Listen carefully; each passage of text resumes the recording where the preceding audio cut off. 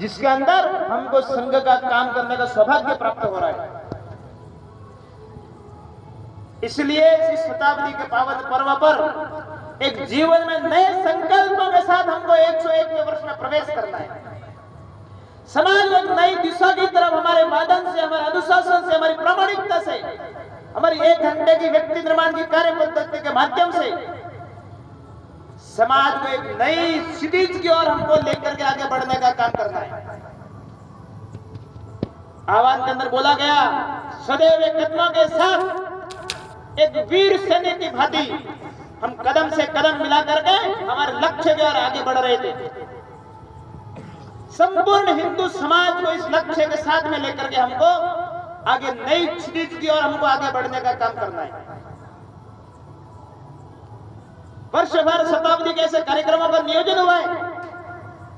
उन कार्यक्रमों में वर्ष भर तक हमारी सक्रियता की आवश्यकता है, क्योंकि ये कालखंड एक संक्रांति का कालखंड है, ये हिंदुत्व के उत्थान का कालखंड है, एक वैश्विक परिदृश्य के नवीन निर्माण का कालखंड है। सारी दुनिया में एक नई आभा का निर्माण होने वाला है, नया भोर, नया सूर्य उगने वाला है, और सूर्य की किरण ये भारत की धरती से सारी दुनिया में जाने वाली है। ये सूर्य का तेज पुंज, ये हिंदू संगठन सारी दुनिया का कल्याण करने वाला, मंगल करने वाला, समृद्धशाली करने वाला हमारा संगठन का कार्य बनाना चाहिए। सारी दुनिया को एक नई दिशा देने वाला हमारा कार्य बनाना चाहिए। इसलिए वर्ष भर के कार्यक्रम हम सबको मिलकर के सक्रिय होकर के इस संघ को बढ़ाने का काम करना है। समाज में एक तेज गति से परिवर्तन को लेकर के काम करना है। जो पंच परिवर्तन के 5 विषय चले, हम वैसे विद्यार्थी भी होंगे, बड़े भी होंगे, इन पंच परिवर्तन के 5 विषयों को अपने परिवार का एक आचरण व्यवहार का विषय बनाना है। समाज इस पंच परिवर्तन के माध्यम से विश्व गुरु भारत की राह पर आगे चलने का काम प्रारंभ कर दे। इसलिए इस विषय की शुरुआत हमारे परिवार से करेंगे, हमारे आचरण से करेंगे, हमारे व्यवहार से करेंगे। हमारे परिवार में कुटुंब प्रबोधन, परिवार के लोग मिलकर के रहेंगे, एक साथ खाना खाना, भजन करना, भोजन करना। हमारा परिवार टूटे नहीं, संस्कार हमारे परिवार में बने रहे। इसलिए ऐसी हमारी कुटुंब प्रबोधन की व्यवस्था हर एक हिंदू परिवार में खड़ी होनी चाहिए। इस कश्मीर से कन्याकुमारी तक रहने वाला प्रत्येक व्यक्ति सगे भाई जैसा है। हिंदवा सोदरा सर्वे, ऐसा हमारा समाज खड़ा होना चाहिए।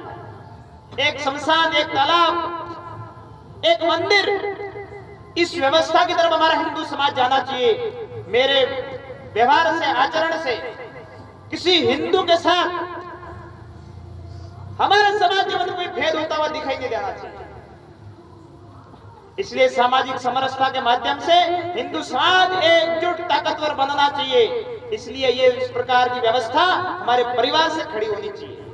आज जिन दुष्टों को हमारे समाज की इस प्रकार की कुरीति के कारण समाज को तोड़ने का अवसर मिलता है, उस प्रकार की सारी समस्याओं को मिलकर के खत्म करना है। ये विषय सामाजिक समरसता। तीसरा, पर्यावरण का विषय।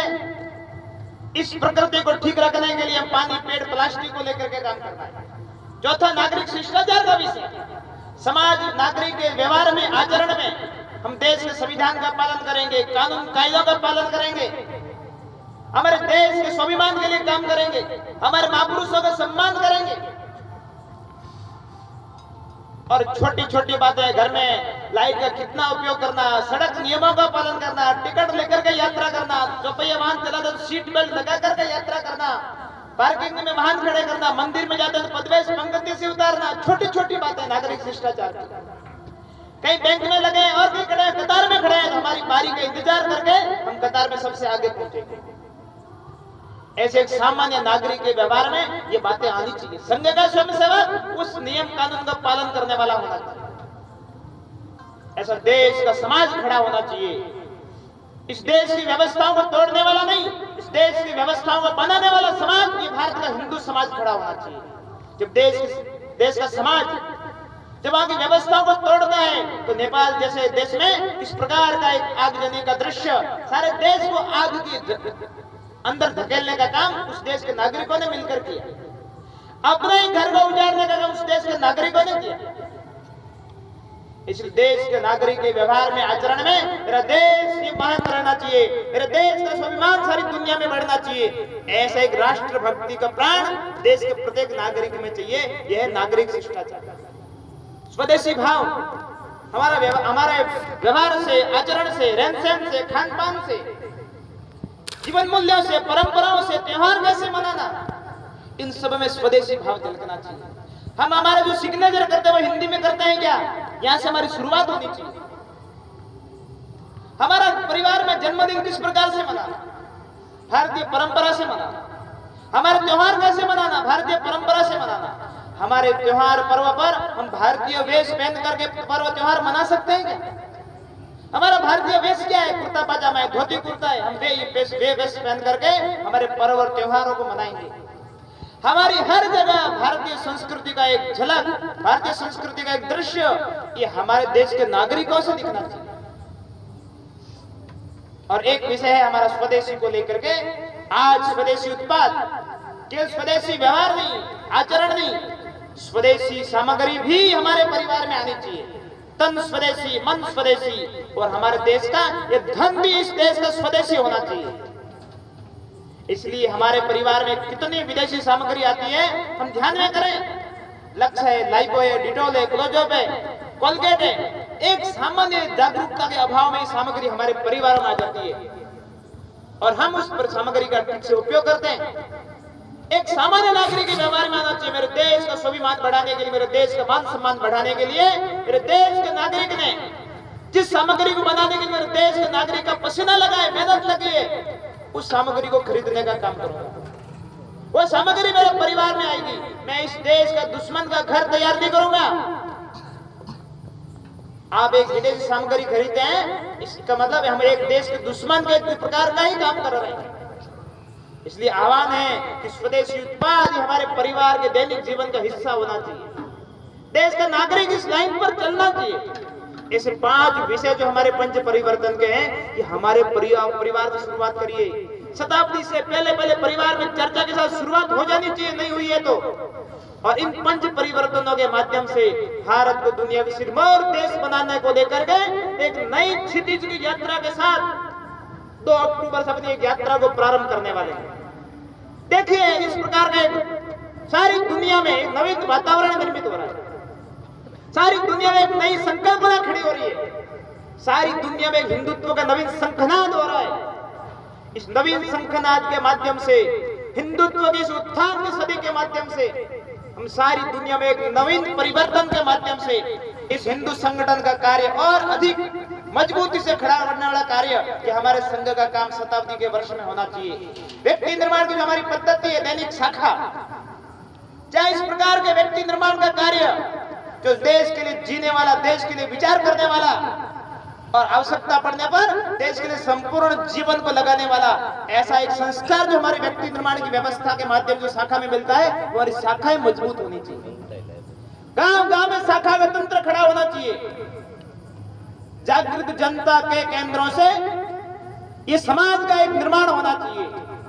ये संघ की शाखा, ये संघ की शाखा संपूर्ण समाज में एक नव परिवर्तन का माध्यम बनने वाली है। इसलिए हम सब लोग, हमारा मूल प्राण संघ की शाखा है, तो मेरी शाखा होती है क्या? मैं शाखा जाता हूं क्या? मैं शाखा के लिए 4 लोगों को प्रेरित करता हूं क्या? मेरे इस कंठ से रोजाना नित्य प्रति भारत माता की जय का उद्घोष होता है क्या?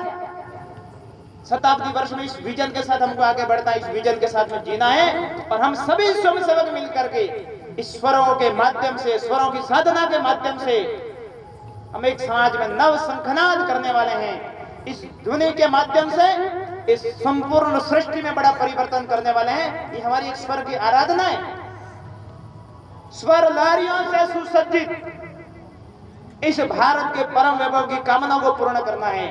इसलिए हम सभी स्वयंसेवक शताब्दी से पहले जो हमने वादन किया है, 2 अक्टूबर के बाद जो संचालन होने वाले हैं, हम मिल करके हर गांव में एक अच्छा स्वर का संदेश, स्वर का वादन, ये स्वर निनाद हर मंडल के अंदर पर होना चाहिए। इसलिए हमको जहां बताया जाएगा तो हम घोष वादन करने के लिए जाएंगे। हम नित्य शाखा जाने का संकल्प करेंगे। ऐसा एक सब मिलकर के नवीन लक्ष्यों के आगे बढ़ेंगे। एक शताब्दी का जो बड़ा आह्वान है, सारी दुनिया की एक बड़ी नजर भारत पर है, सारे समाज की नजर भारत पर है कि हिंदू का इस प्रकार का नई करवट इस भारत की इस इतिहास में हिंदू सदी को लेकर के उत्थान की खड़ी होने वाली है, उसमें हम भी एक साक्षी बनकर के काम कर सकते हैं। अपने जीवन इस भाव को लेकर के हम एक स्वयंसेवक होने के नाते अपने जीवन इस प्रकार की कठोरता के माध्यम से, एक संकल्प के माध्यम से इस भारत माता को सारी दुनिया में विश्व गुरु के सिंहासन पर आसीन करने के लिए 24 घंटे स्वयंसेवक भाव के साथ हमको व्यवहार आचरण के माध्यम से अपने स्वयंसेवक जीवन को समाज जीवन में प्रकट करना है। इस नाते हमको संघ का कार्य करना है। ऐसा एक निवेदन करते हुए मेरी बात को पूर्ण करता हूं।